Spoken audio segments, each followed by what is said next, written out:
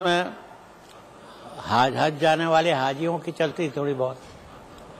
तो जब दिलीप कुमार गए वहाँ हमारे साथ, तो 1 लाख से ज़्यादा भीड़ थी वहाँ पर। ऐसा लगता था कि स्वीप करेगी कांग्रेस। लेकिन क्या हुआ, वो जो लक कह रहा हूँ या ट्विस्ट कह रहा हूँ, दूसरे दिन किसी ने सवाल उठा दिया कि दिलीप कुमार तो मुसलमान है, इसका नाम तो मोहम्मद यूसुफ है, तो ये मोहम्मद यूसुफ करके क्यों नहीं वोट मांगा इसने, ये दिलीप कुमार के नाम पर इसने क्यों मांगा, हिंदू नाम पर। इस पर वोट पलट गए इतने में। और वो जो हम 1 लाख से जीतने वाले थे, हम 5,000 से हार गए।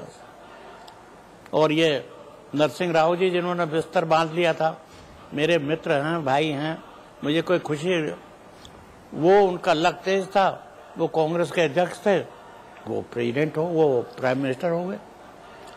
तिवारी जी, 2014 का चुनाव कैसे देखते हैं? क्या इस आपकी नजर में तस्वीर क्या रहेगी हिंदुस्तान की? मुझे ये लगता है कि कहीं कोएलिशन की जरूरत ना पड़े जी, लेकिन जो समान विचारों की पार्टी का कोएलिशन, एक पार्टी का अकेले बहुमत आना तो कठिन दिखाई दे रहा। लेकिन अभी तो बहुत समय है, पता नहीं जनता जनमत क्या सोचे, आप क्या सोचें, आप जनमत को किधर ले जाएं, और वो किसी एक पार्टी को भी जिता सकती है। लेकिन इसका बारे में कहना बड़ा मुश्किल है। लेकिन हम जरूर चाहेंगे कि सरकार मजबूत बने, देश और विदेश नीति में उसकी स्पष्टता हो, देश की नीति के बारे में, और विकास परक हो। ये तो पहली बात है। विकास को हर सेक्टर में, खेती से लेकर टेक्नोलॉजी से लेकर नए उद्योगों से लेकर हर शिक्षा को मॉडर्नाइज आधुनिकीकरण करने से लेकर वो हर काम में आगे बढ़े। तिवारी जी, कहा यह भी जा रहा है कि पॉलिटिकल सर्कल में और मीडिया में और जनता के बीच भी चर्चा है कि अगला लोकसभा चुनाव 2 पर्सनालिटियों के बीच होगा, राहुल गांधी और नरेंद्र मोदी। नहीं, आप इससे सहमत हैं? सहमत इसलिए नहीं हूं क्योंकि ये सब भिन्न भिन्न धाराओं को रिप्रेजेंट करती हैं। जब जैसे मोदी जी ने कहा कि मैं अकेले कोई हिंदुत्ववादी नहीं हूं, आज ही कहा है जी, उन्होंने कहा मैं सभी को साथ लेकर चलता हूं। ऐसे ही ये आडवाणी जी ने कहा है। अब इधर सम्मानिता सोनिया गांधी जी ने, इन्होंने भी ये कहा है कि हम तो सर्वजन हिताय, जैसे मायावती जी ने कहा सर्वजन हिताय सर्वजन सुखाय। कांग्रेस का तो सभी कुछ, ये कांग्रेस का तो मूल उद्देश्य ही ये था। कांग्रेस बनाई गई इसलिए कि भारत की आजादी से ये महात्मा गांधी जीवित नहीं रहे, लेकिन उन्होंने जवाहरलाल नेहरू जी को अपना पॉलिटिकल हेयर बनाया, विनोबा भावे जी को स्पिरिचुअल हेयर बनाया, भूदान वाले जी, और जवाहरलाल नेहरू जी को राजनीतिक हेयर बनाया, अपना उत्तराधिकारी। तो आप इस बात से सहमत नहीं है कि अगला चुनाव नरेंद्र मोदी और राहुल गांधी इन 2 चेहरों के बीच में घूमेगा? नहीं, मैं सहमत, देखिए मेरे सहमत और असहमत होने का सवाल नहीं है जी। अब लोग प्रधानमंत्री बनाने की लड़ाई लड़ रहे हैं, ऐसा मुझे विश्वास नहीं है। अब कल को आप तो बीच में उनको भूल गए, ये जो बिहार के नीतीश कुमार जी, वो भी, उनका नाम भी चल रहा है, वो कह रहे हैं, उनका भी नाम चल रहा है कि उन्होंने अच्छा सब जातियों को साथ लेके चले, उनका भी नाम चल रहा है। तो अब ये कहना बड़ा मुश्किल है आज किसके नेतृत्व में कौन पार्टी आगे आई। राहुल गांधी परिवार के राजनीतिक उत्तराधिकारी, उनका अब तक का राजनीतिक जीवन जो रहा है, उसको देखते हुए आप कैसे आकलन करेंगे एक राजनीतिक व्यक्ति? मैं राहुल गांधी के बारे में, वो हमारे भतीजे के बराबर हैं, उनके बारे में किसी के नाम लेके बिना ही राजनीति के बारे में कहूंगा जी, क्योंकि व्यक्ति को राजनीति से जोड़ना ये तो बात का काम है। इस समय तो यह है कि विचारधारा किसके क्या होगी। हम ये जरूर चाहेंगे कि कांग्रेस की विचारधारा जो मूल महात्मा गांधी के समय में और जवाहरलाल नेहरू के समय में तो थी, उसको मौलाना आजाद के समय में, सरदार भगत सिंह के समय में गो हम उसको जारी रखें कि वो ये है ना, वक्त आने दे बता देंगे तुझे ऐ आसमां, हम अभी से क्या बताएं क्या हमारे दिल में है, ये कहा जाता था। अब वक्त आया है, अब सब लोग अपने अपने क्षेत्र में अपनी भाषा वाली पार्टी भी बन रहे हैं, उनको भी अधिकार है। अब लोकसभा में लोग ट्रांसलेट कराते हैं अपनी अपनी भाषाओं को, तो वो उनकी भाषा में ट्रांसलेशन की सुविधा हो जाती है। तो देखिए वो लोकसभा में नई छवि दिखाई देती है कि जो लोग अपनी भाषा में सुनना करना चाहें वो कान में वो लगा लेते हैं, तो ट्विस्ट कर और उस हिसाब चलता है। तिवारी जी, एक आखिरी सवाल, क्या आपको लगता है, आपने बार बार नेहरू, गांधी, मौलाना आजाद का जिक्र किया, क्या आज जो कांग्रेस है वो गांधी, नेहरू, पटेल और मौलाना आजाद इनके विचारों की वाहक दिख रही है आज की कांग्रेस? आप केवल कांग्रेस के बारे में पूछ रहे हैं। कांग्रेस तो मूल धारा रही है, इंडियन नेशनल कांग्रेस, भारतीय राष्ट्रीय कांग्रेस, जिसका कि जन्म जब पहले प्रेसिडेंट हुए थे पट्टाभी सितार भैया, उस समय के समय से लेकर आज तक। फिर नेताजी सुभाष चंद्र बोस अलग हुए, उन्होंने फॉरवर्ड ब्लॉक बनाया, फिर वो बाहर गए, उन्होंने कहा हिंसा के जरिए राजनीति हम आज़ादी लेंगे। उनका बापू, आप अहिंसा के जरिए भारत को आज़ाद कराए, मैं हिंसा के जरिए भारत को लड़ करके तब करूंगा। इसीलिए नेताजी सुभाष चंद्र बोस बाहर चले गए, दुर्भाग्य से उनकी मृत्यु हो गई ताया के एयरपोर्ट में एक्सीडेंट। तो भिन्न भिन्न विचारधाराओं में अब महात्मा गांधी राष्ट्रपिता माने जाते हैं। उनको जो इस समय जनता ने की मांग पर, जनता की मूक सहमति पर राष्ट्रपिता बताया गया, माना गया। नोट छपते हैं उसमें रिजर्व बैंक में, ये सब नए उसका द्योतक है। अच्छा, अगर मैं सवाल को यूं कहूं कि आज की राजनीति में गांधी का जो भारत था, गांधी का जो सपना था, गांधी का जो थॉट था, जो दर्शन था, वो कहीं दिखता है? देखिए, गांधी जी के जो विचार थे आम तौर पर वो तो संविधान में ही हैं। असली बात ये नहीं कि संविधान के अनुसार चल रहे हैं या नहीं, कहाँ कौन चल रहा है कौन नहीं।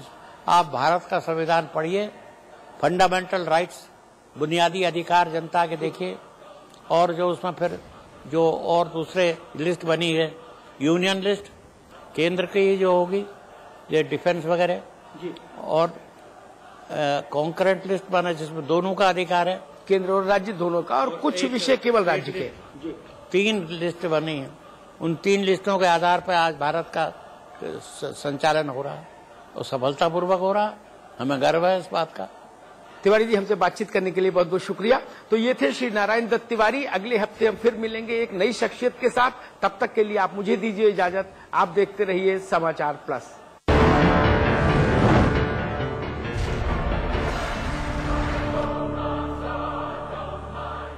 सपने सपने अपने घर लाओ, अपने अपने सपने घर लाओ, बहती हवाएं घर लाओ, उम्मीद की किरण घर लाओ, सुबह रेशमी सांझ मखमली अपने आंगन में लाओ, खुशियों के तारे जगमग से तारों को छत पर सजवाओ, अपने अपने सपने घर लाओ। Supertech, yours for life।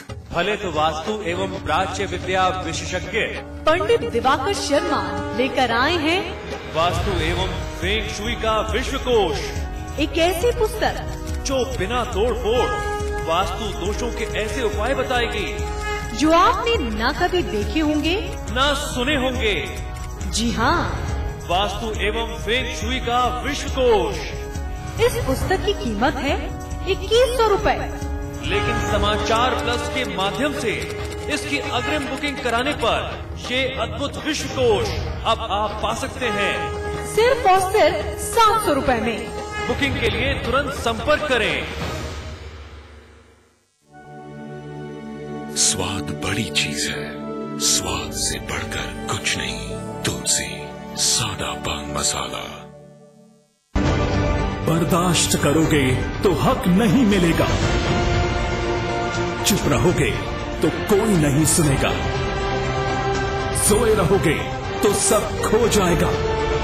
इसलिए लोकतंत्र में निभाइए अपना रोल। देखिए हल्ला बोल आंखें खोल।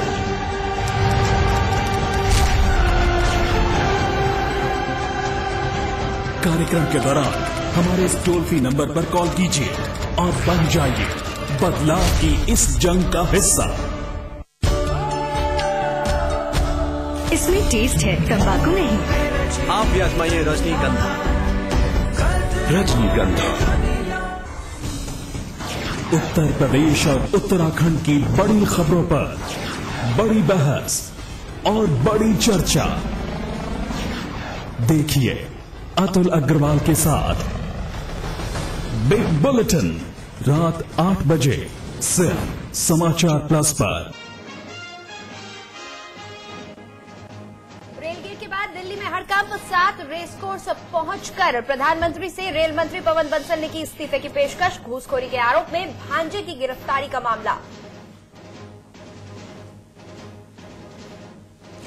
रेल मंत्री बंसल के इस्तीफे की मांग को कांग्रेस ने किया खारिज। जनार्दन द्विवेदी ने कहा, लोगों को इस्तीफा मांगने का रोक, बंसल ने दे दी है सफाई।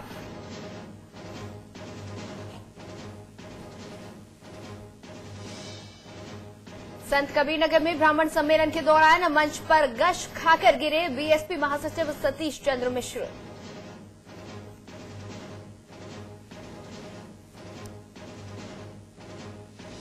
ब्राह्मणों को लुभाने के बाद पिछड़ा वर्ग पर सपा की नजर। लखनऊ में सपा की पिछड़ा वर्ग कार्यकारिणी की बैठक। लोकसभा चुनाव की रणनीति पर हुई चर्चा।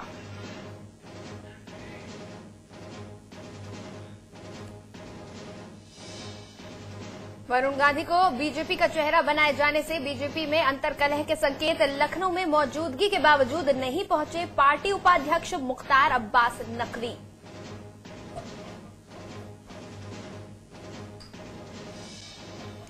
लखनऊ के नाका इलाके में बिना लाइसेंस चल रहे हुक्का बार पर पुलिस ने छापेमारी की। 1 दर्जन से ज्यादा नाबालिग युवक गिरफ्तार, नशे का सामान भी बरामद।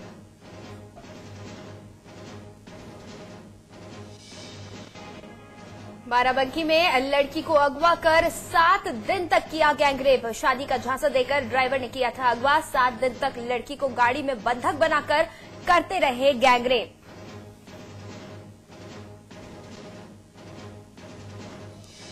वाराणसी के सारनाथ इलाके में सिलेंडर फटने से गिरा मकान। मलबे में दबने से 3 लोगों की मौत, 3 लोग गंभीर रूप से घायल।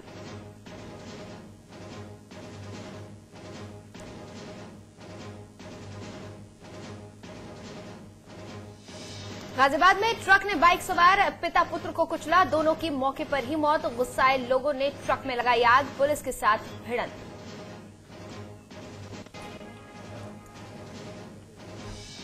और चैंपियंस ट्रॉफी के लिए टीम का हुआ ऐलान। युवी, सहवाग और गंभीर को नहीं मिला मौका। इरफान पठान, मिश्रा की हुई वापसी। शिखर धवन और मुरली विजय को मिली जगह।